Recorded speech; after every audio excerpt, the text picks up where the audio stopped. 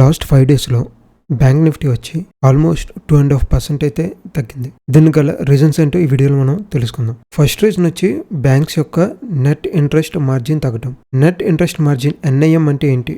Loans మీద bank వచ్చే interest minus deposits మీద బ్యాంకు పే చేసే ఇంట్రెస్ట్ ని మనం నెట్ ఇంట్రెస్ట్ మార్జిన్ అంటాం. సో ఈ రకంగా డిపాజిట్స్ కాస్ట్ పెరగడం వల్ల, ఫిక్స్డ్ డిపాజిట్స్ మీద, సేవింగ్స్ డిపాజిట్స్ మీద ఇచ్చే ఇంట్రెస్ట్ పెరగడం వల్ల బ్యాంక్స్ యొక్క ప్రాఫిట్ మార్జిన్ అయితే తగ్గుతుంది. సో ఇదొక కారణం.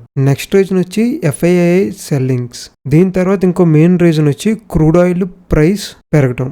ఎప్పుడైతే క్రూడ్ ఆయిల్ ప్రైస్ పెరుగుతుందో ఇన్ఫ్లేషన్ కూడా పెరుగుతుంది. కంపెనీస్కి బిజినెస్ ఎక్స్పెన్సెస్ పెరుగుతాయి. ఇలాంటి టైంలో రిజర్వ్ బ్యాంక్ కూడా ఇంట్రెస్ట్ రేట్స్ అయితే బ్యాంక్స్కి అయితే తగ్గించదు. సో మనం ఈ మంత్లో చూస్తే క్రూడ్ ఆయిల్ ఆల్మోస్ట్ 37% అయితే పెరిగింది. సో ఈ క్రూడ్ ఆయిల్ పెరగడం అనేది కూడా ఈ నిఫ్టీ బ్యాంక్ పడిపోవడానికి ఒక మేజర్ రీజన్.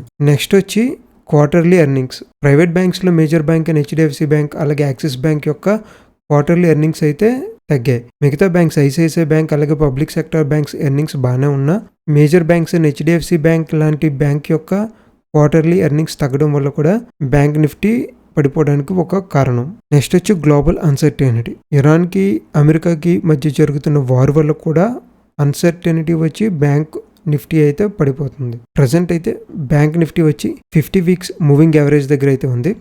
సో చూద్దాం ఎక్కడి నుంచి ఇది రివర్స్ అయ్యి అప్వర్డ్ వెళ్తుందో లేకపోతే దీన్ని బ్రేక్ చేసుకుని ఇంకా పడిపోతుందో. సో ఇది బ్యాంక్ నిఫ్టీ ఎందుకు పడిపోతుంది అనే విషయం గురించి.